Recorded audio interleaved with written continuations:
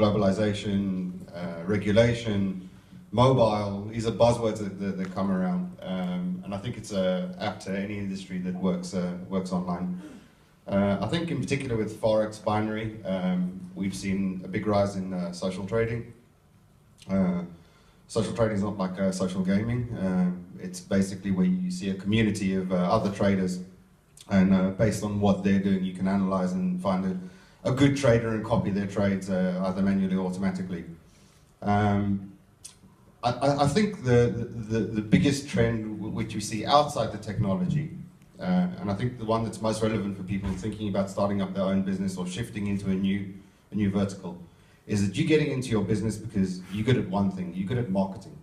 You're good at marketing, you're good at sales, and you're good at conversion, you're good at retention.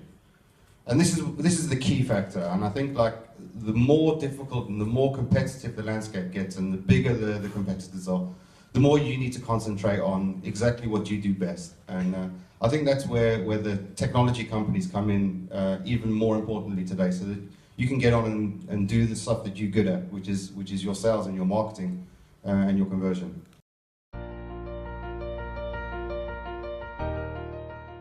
I think we definitely see some new brokers start like unregulated, the same way Maor said, and then evolve. We see some brokers who see it key to have regulation from day one.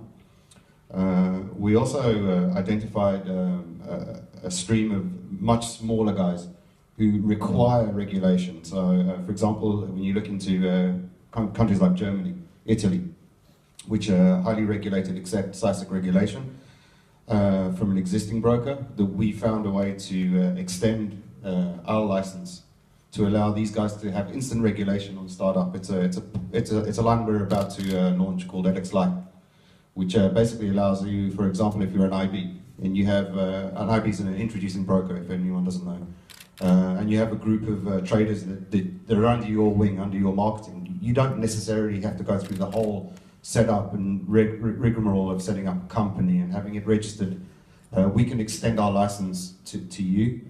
We'll take care of the compliance, we'll take care of the risk management, which means, again, coming back to basics, which is you do what you do best, let your tech provider do the rest.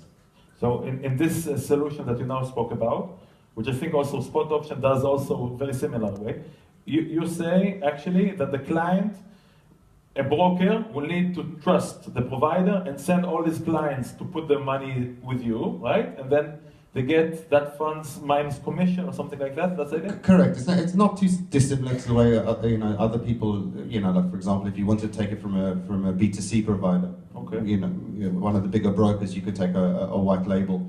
Obviously the advantage that Leverett has, and I didn't mean to come here and pitch Leverett and Nicc, but thank you for the opportunity. Is that we obviously don't compete with our brokers, because we have no business in B2C, so we basically just use our license as a tech provider and pass it on.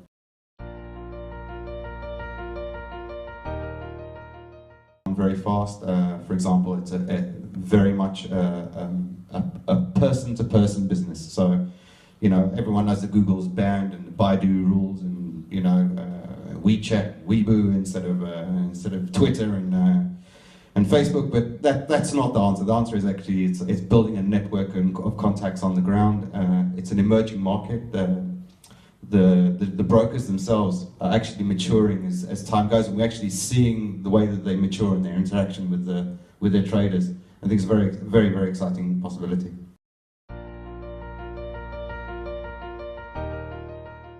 We don't compete with our brokers. We have no B2C activities at Leverett at all.